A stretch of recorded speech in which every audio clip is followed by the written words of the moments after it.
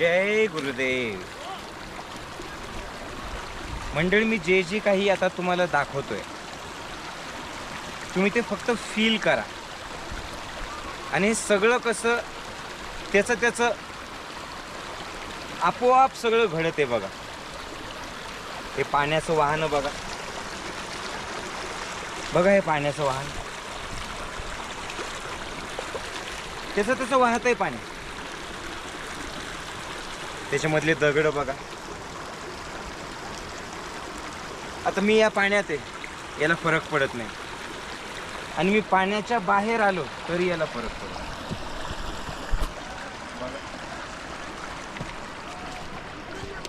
आता तो बर्फाचा डोंगर बघा, बघा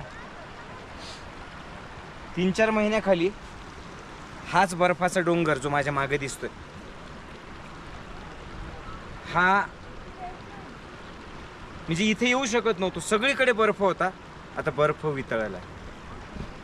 कदाचित ऑगस्ट महिन्यामध्ये इथला बर्फ संपलेला असेल. म्हणजे या निसर्गाच्या वेगवेगळ्या छटा बघा. डिसेंबर, जानेवारी, फेब्रुवारी पूर्ण बर्फ.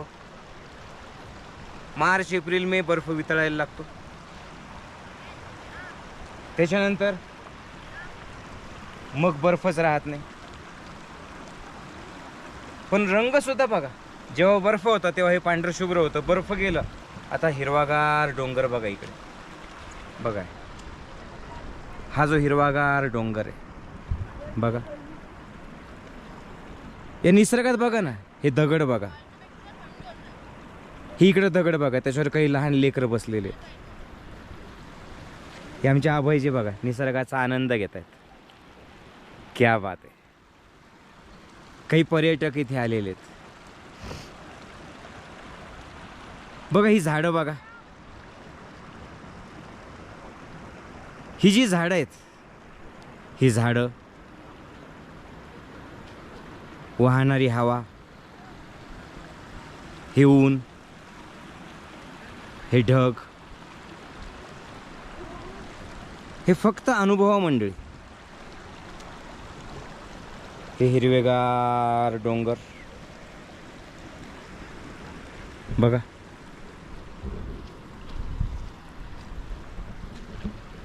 मंडळी, हे जे तुम्ही आत्ता बघितलं याच्यातून तुम्हाला काय शिकायला मिळालं, किंवा तुम्ही आत्ता काय फील करत आहात? की निसर्गाचं चक्र चालू असतं. निसर्गाचं चक्र चालू आहे. हा निसर्ग कोणासाठीच थांबत नाही. आणि आपण सुद्धा या निसर्गातूनच, निसर्गाचाच भाग म्हणून हा देह धारण करून हा निसर्ग अनुभवत आहोत. तुम्ही बघा, हे सगळं जे चालू आहे कुणीच कुणाला अडवत नाही. सगळं आपोआप सुरू आहे.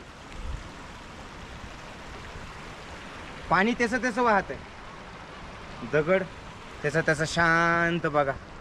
हा जो दगड आहे जसं एखाद्या ऋषीमुनीसारखा तपश्चर्य बसलेला आहे.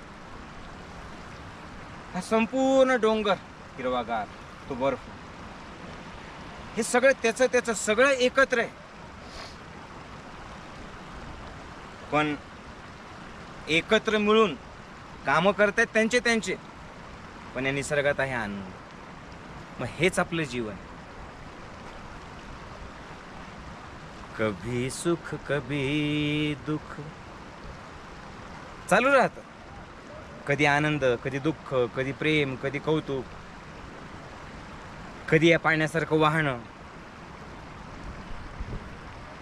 कधी त्या बर्फासारखं पिघळणं,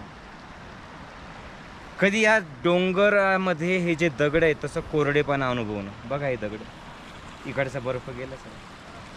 कधी त्या वरच्या झाडांसारखं हिरवगार होणं.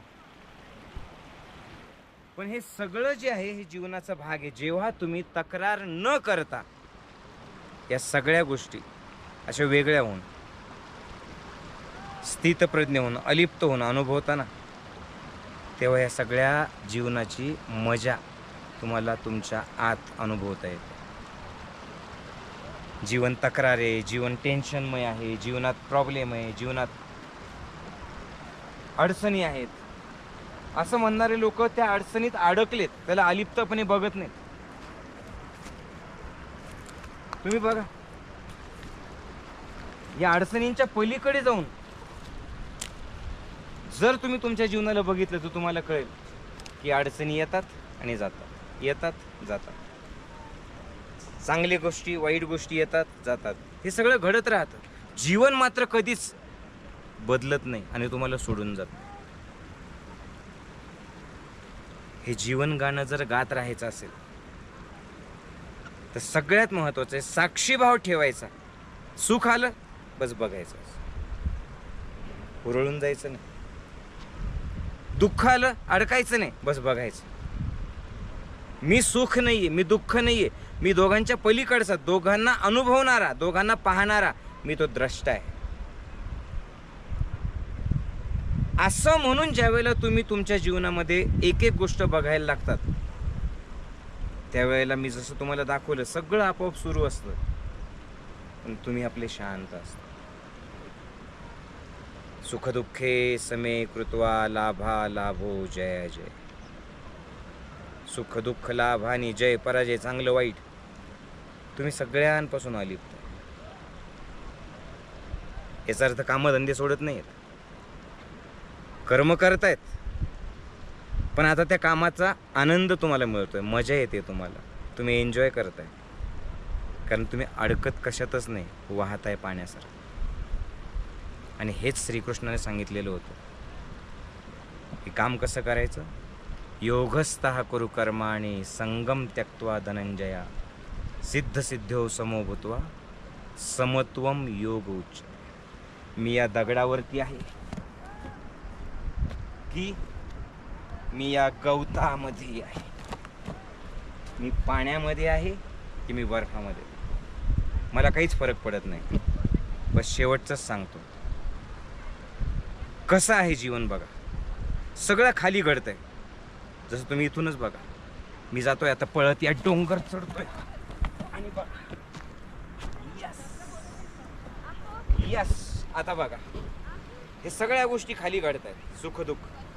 आणि मी बघतो याला वरतून, मी वरतून बघतो, ते सुख चाललंय, ते दुःख चाललंय, ते टेन्शन आलंय, ते गेलंय, तो आनंद आला गेला, ते अश्रू आले आणि गेले, ते हसणं आलं आणि गेलं, आणि मी असं बघतोय. मग होतो